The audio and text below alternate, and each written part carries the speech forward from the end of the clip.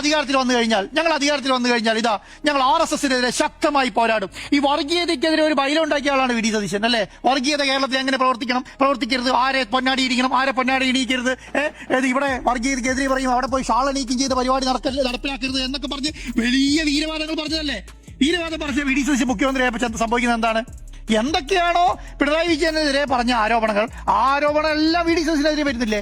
എന്തെങ്കിലും വ്യത്യാസമുണ്ടോ? ഇപ്പൊ അവിടെ പൊന്നാടിയിടരുത്, ഇവിടെ അവിടെ വർഗീയതയ്ക്ക് സംസാരിക്കുകയും ഇവിടെ വർഗീയ പാർട്ടികളെ പൊന്നാടിയിടിക്കുകയും ചെയ്യുന്നത് പറഞ്ഞിട്ട് ഇവിടെ പോയിട്ട് എന്താണ് RSSനെ ഹിന്ദു ഐക്യവേദിയും പൊന്നാടിയിടിക്കുന്ന സംവിധാനമാണ് അവൾ കണ്ടുകൊടുക്കുന്നത്. ഇല്ല, വേണ്ട. അവിടെ പിന്നെ BJPയുടെ വൈസ് പ്രസിഡന്റ് NDAന്റെ നേതാവ് വീട്ടിൽ പോയി പൊന്നാടി ഇട്ടുകൊടുത്തില്ലേ? അത് ലാവിഷായിട്ട് സ്വീകരിക്കുകയും ചെയ്തല്ലോ. വല്ല ബുദ്ധിമുട്ട് പറഞ്ഞോ? ഒരു ബുദ്ധിമുട്ട് പറഞ്ഞില്ലല്ലോ. അപ്പൊ ഇതെന്താണ്? ഇത് ഓരോ പോസ്റ്റിലിരിക്കുമ്പോൾ സമയം ആ ബുദ്ധിമുട്ട് പക്ഷെ ജനങ്ങൾക്ക് ആ സമയത്ത് ഓർമ്മിക്കുള്ളൂ എന്നുള്ളതാണ്. ഓർക്കുള്ളൂ.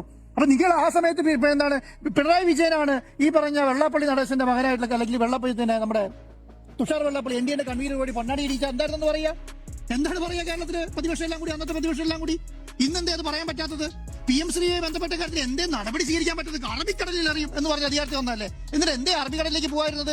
അദാനിയാണ് കേന്ദ്രത്തിൽ പിണറായി വിജയന്റെ എന്താണ് ഒക്കച്ചങ്ങായി. അതാണ് ഇന്ന് മുഖ്യമന്ത്രിയുടെ സെക്രട്ടറി ആയിരുന്ന ഞാൻ പറയട്ടെ, ഒക്കച്ചങ്ങായിയാണ്, കേന്ദ്രത്തിൽ പിണറായി വിജയന്റെ ഡീലറാണ് എന്നൊക്കെ പറഞ്ഞ ആൾക്കാര് ഇപ്പം അദാനിക്ക് ഒരു പ്രശ്നമില്ലല്ലോ.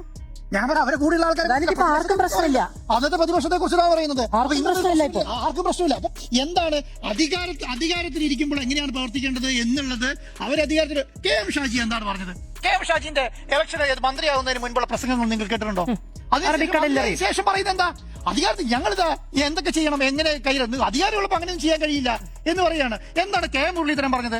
KM മുരളീധരൻ പ്രതിപക്ഷത്തിരിക്കുമ്പോൾ എന്തും പറയാ. ഇപ്പൊ എന്റെ പുറകിൽ കണ്ടേ ബോർഡ് കണ്ടില്ലേ? എനിക്കിപ്പോ അതൊന്നും പറയാൻ കഴിയില്ല. ഇതാണ് നിലപാട്. ഈ നിലപാടുമായിട്ട് മുന്നോട്ട് പോകണം എന്നാണോ പറയുന്നത്? ഈ നിലപാട് മുന്നോട്ട് പോകണം. അതേ നിലപാട് പ്രതിപക്ഷം എടുക്കുമ്പോൾ എന്താ പറയുന്നത് അറിയോ? അങ്ങനെ പറയാൻ പാടില്ല. അതേ നിലപാട് അന്ന് അന്നത്തെ പ്രതിപക്ഷമായിരുന്ന കോൺഗ്രസ് എടുത്ത നിലപാട് ഇന്ന് പ്രതിപക്ഷത്തിന് എടുക്കാൻ കഴിയുന്നില്ല. കാരണം ഈ പ്രതിപക്ഷത്തിന് നിലപാടെടുക്കാൻ കഴിയാത്ത കാരണം എന്താ? അപ്പം നിങ്ങൾ അവിടെ ഇരുന്നപ്പോൾ അങ്ങനെ ചെയ്തില്ലേ, ഇവിടെ ഇരുന്നപ്പോൾ ഇങ്ങനെ ചെയ്തില്ലേ ചോദിക്കുകയാണ്.